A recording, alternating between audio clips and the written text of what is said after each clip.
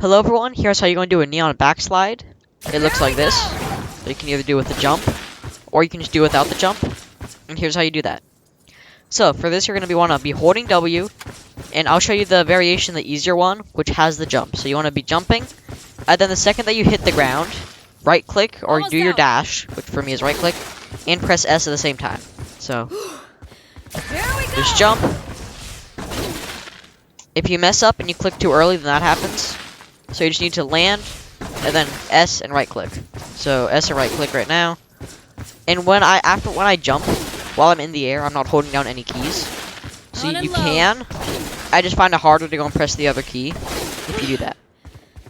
So one final time, jump, let go of everything, and then you press S and right click. A quick tip: you want to press S like maybe like half a millisecond or barely any earlier. So it's like S dash button right click with barely any delay.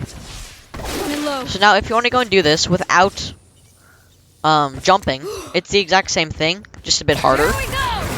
So you still can, it's just easier to mess up.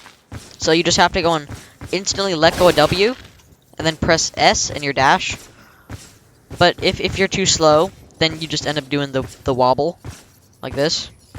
So you gotta be you have to time it really well. This does take practice, but you have to go and swap S, right click really quickly. And that is how you do the neon backslide. Hopefully you guys like this tutorial.